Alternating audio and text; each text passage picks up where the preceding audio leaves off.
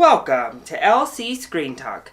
My name is Larry, and today we're ranking every single Marvel Cinematic Universe villain. So I've been talking a lot about Marvel villains in my recent videos, so it was kind of a request that I do a video about the villains themselves and kind of go into what makes a great villain for me, because I've kind of discounted all of Marvel's villains.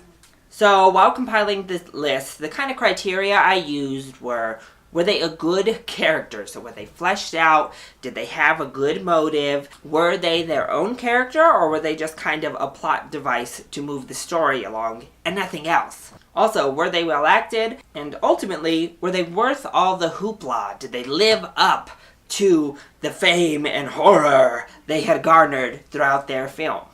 So now that we've gotten that out of the way, let's go ahead and rank these villains. So in dead last, 14th is Malekith from Thor: The Dark World. This villain was so bad that I had to go and look up his name. I kind of always forget that he even exists, that Thor 2 even had a villain. The whole storyline of Thor 2 is really convoluted, and ultimately Malekith is literally there just as a plot device to move things forward. He has no personality, no character development.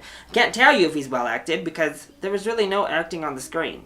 Alright, next up we have Caecilius and Dormammu from Doctor Strange. So that's right, the most recent Marvel villain team ranks this low on my list. I really thought that the whole villain situation in Doctor Strange was extremely weak. So you have Mads Mikkelsen playing this villain. He's a really good character actor for villains, but he was given nothing to do. He has some cool magic sequences, which is nice, and I mean, he's kind of powerful, but his motivations aren't really explained, and when they do try to explain them, we don't understand. We don't understand his viewpoint, where he's really coming from at all. It just seems like he's evil. We have to kind of give him a connection to the Ancient One. And then Dormammu did not live up to the big baddie we had all hoped for. I mean, that end fight sequence is just kind of ridiculous and ultimately just completely underwhelming. I thought the CGI wasn't so great on him, and I really wish they hadn't even put him in this film. I wish they would have saved him for Doctor Strange 2. He was shoehorned in at the end here, and I didn't think it worked at all. At number 12, I have Whiplash from Iron Man 2. So pretty much everything from Iron Man 2 is forgettable and not that good. And Whiplash was pretty much the same. He was kind of a cheesy, corny villain to me. He had some intimidating moments, but really nothing memorable. He's kind of just an overall forgettable villain. And I don't think he was particularly well acted either. So for that, Whiplash lands down at number 12. At number 11, we have Obadiah Stane from Iron Man. Again, a really forgettable villain. Iron Man really set the trend early, I guess, because you had Jeff Bridges in this role. And he has some really devious moments, and he makes some impact, but he's just so forgettable. Nobody remembers Iron Man for the villain at all. He was so overshadowed by Tony Stark and the greatness of Robert Downey Jr. And the whole mission of the first Iron Man is so inconsequential when kind of thinking back to it. Really, how could you put that villain in the top 10? At number 10, we have Ronan the Destroyer from Guardians of the Galaxy. So Ronan kind of ushers us into this next level of villainy within the MCU. He has an awesome look. I think he looks amazing.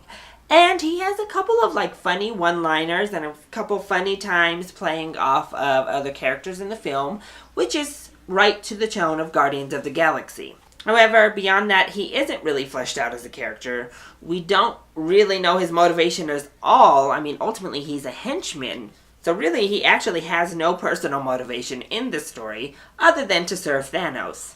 And then the way he's defeated in the end is just ridiculous. I mean, it literally is one of my least favorite face-offs in the MCU. I think it is just outrageous and really takes points off for Ronan. I'm like, oh, come on. At number 9, I have Abomination from The Incredible Hulk. So Abomination is just an interesting concept because it is the Hulk, just kind of evil. And this villain to me was extremely menacing. It was a real threat to not only the Hulk, but to the world at large, so I definitely give him credit for that. And it's hard to put a villain in a Hulk film that actually serves a threat. We've seen it a million times. The Hulk is just a hard sell because he's so freaking powerful. So I think that's why he really stood out. I thought his character design was pretty cool, and so did the creators of Batman v Superman. But really, he is just kind of like a hulking monster. So I think he has enough memorable moments, and that fight between the Hulk and Abomination is awesome. So that gets him up to number 9, but it can't really move him too much further up the list. At number 8, I have Aldrich Killian and the Mandarin from Iron Man 3. So I didn't really realize how weak all of Iron Man's villains were in the MCU. The entire Mandarin misdirect didn't actually really bother me that much. What bothered me is that I think what we could have gotten with Ben Kingsley, an amazing actor completely and totally wasted, would have been so much more interesting than the ultimate payoff. I think Ben Kingsley's character in this film is hugely fascinating, has amazing moments, so major props there. I also think the way Aldrich uses people around Tony Stark is really strong, and there are some really cool scenes when he's really powering up, and the whole, exploding people thing kind of worked to cool effect. Plus, he's really successful. He really gets pretty far into his plan, and, you have to credit him for that. But otherwise, the misdirect does take away from the ultimate story, and the whole storyline would have just played out so much stronger had we not had that misdirect. At number 7, I have Yellow Jacket from Ant-Man. So I thought Corey Stoll was just overacting. That was the biggest problem I had with Yellow Jacket. I thought the acting was poor, and it was a little bit mustache twirly type villainy that I didn't really like. There were no layers to Yellow Jacket. It was just bad.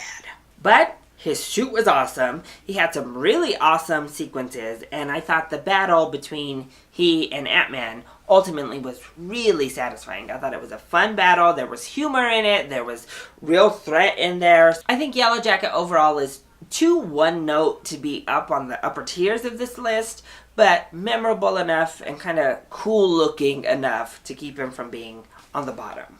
At number 6, I have Loki from Thor. I heard the gasps from here, but don't worry, this isn't Loki's only appearance on the list. Remember, he was a villain in another film too. So in Thor, he kind of comes off as just a brat. Just a whining, crying brat. But the whining, crying brat has some really funny lines and has some great moments to show off his amazing powers. Plus, he had more layers. He really had reasons for doing the things he was doing. He had connections to the people on the good side.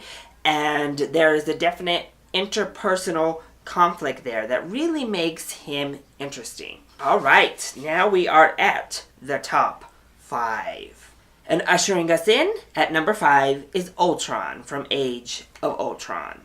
I think ultimately Ultron would rank number 1 as most disappointing villain on this list, just because those trailers made him seem so menacing and so awesome that when he wasn't as menacing and as awesome, it was a bummer. But let's just get one thing clear. He came this close to destroying the world. I mean, he was extremely successful in executing his plan, and there were real dangers and real stakes. One of the only Marvel deaths that stuck happened in his watch while he was doing destruction. He was really menacing, and he's one of those villains that thinks he's on the right side.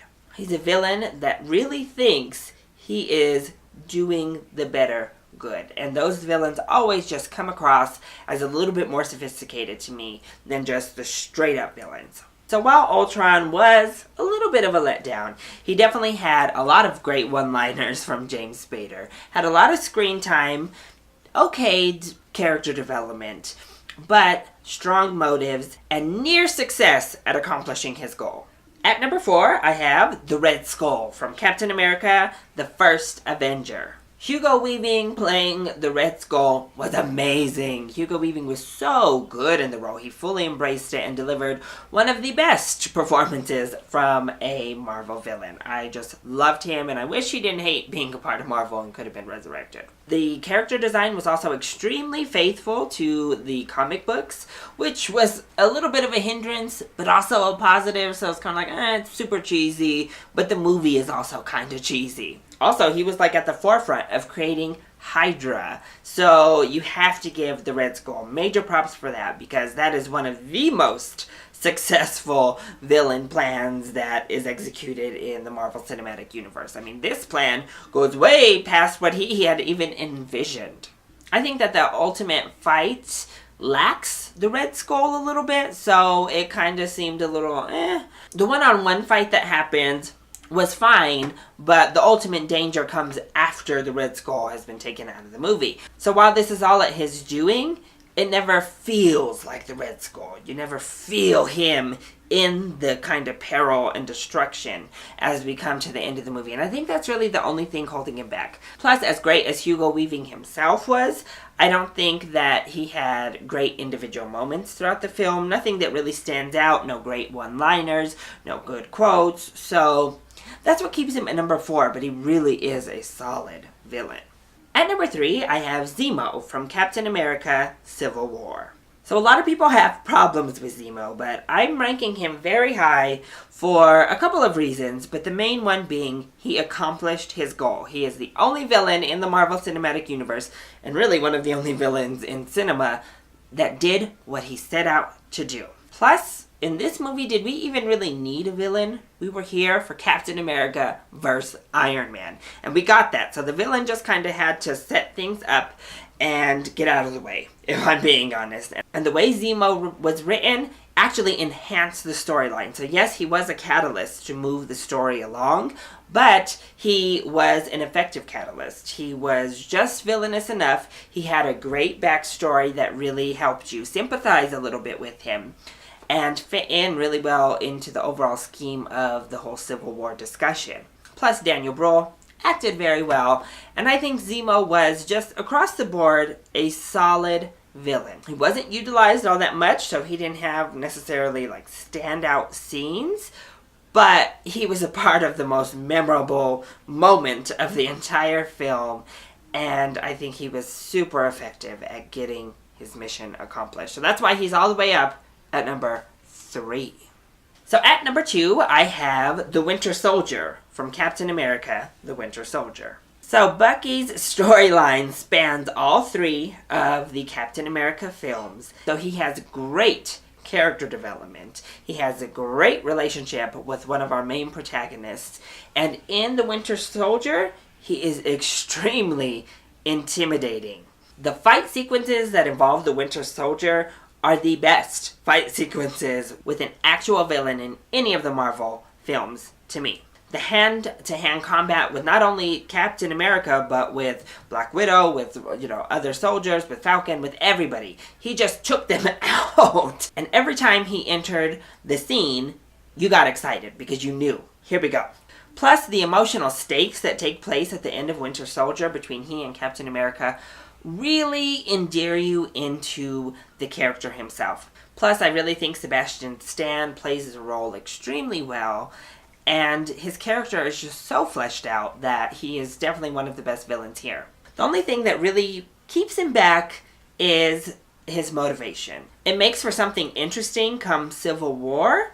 It's always real tricky to walk the line of making a villain interesting and making the stakes feel high and accountability when they're kind of brainwashed. So that's what really holds the Winter Soldier back from being number 1 to me. But what a great villain. And at number 1, I have Loki in The Avengers. So Loki here, honestly, to me, is the only time a villain is like an actual character in the movie.